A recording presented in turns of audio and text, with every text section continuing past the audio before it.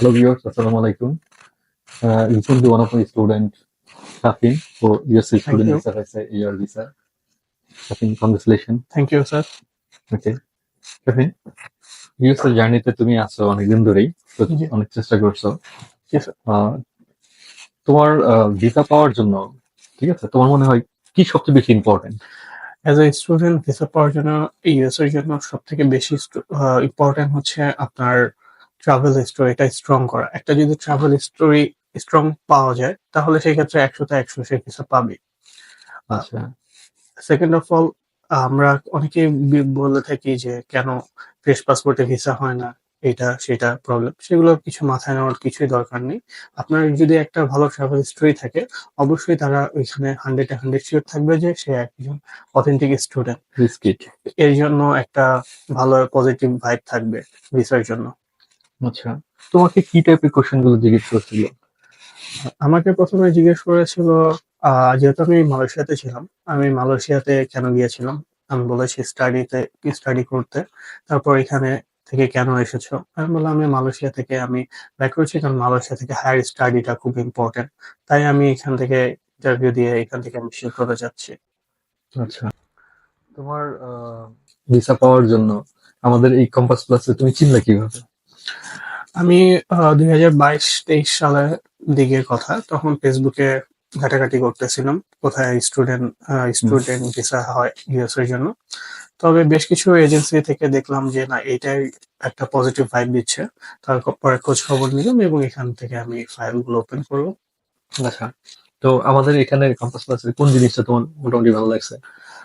সত্যি কথা বলতে এখানের যে একটা প্রবলেম থাকে অনেক জায়গায়, যে আমরা ফাইল ওপেনিং এর জন্য কিছু টাকা নেয় বা আদার্স কোনো একটা হিডেন চার্জ নেয়, এখানে কোনো চার্জ নাই। কোনো ফাইল ওপেনিং এর জন্য কোনো ধরনের কাউকে কোনো টাকা পয়সা পে করতে হয় না।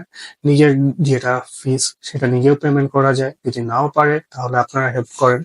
এবং সব থেকে বড় ইম্পর্টেন্ট কথা হচ্ছে যে ইন্টারভিউ সেশনে যে ধরনের কোশ্চেন হয় এবং ইন্টারভিউর জন্য একটা স্টুডেন্টকে কিভাবে প্রিপেয়ার করা হয়, এটা একদম বলতে গেলে হাতে ধরে শিখিয়ে দেওয়া হয়। আচ্ছা, তোমার কি কোনো স্কলারশিপ ছিল?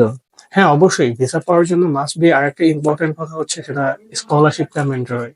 একটা ইউএসএ তে আপনি যাবেন, আপনি যদি স্কলারশিপ না থাকে, সো ওখানে ভিসার জন্য আপনি কোনোভাবেই পারফেকশন হবেন না। আপনার ভিসার জন্য মোস্ট প্রবাবলি আপনাকে স্কলারশিপটা নিতেই তোমার হবে। কত পার্সেন্ট স্কলারশিপ ছিল? আমার 70% স্কলারশিপ ছিল। আমি যাচ্ছি হচ্ছে মিনেসোটা স্টেট ইউনিভার্সিটি ম্যানকাডোতে।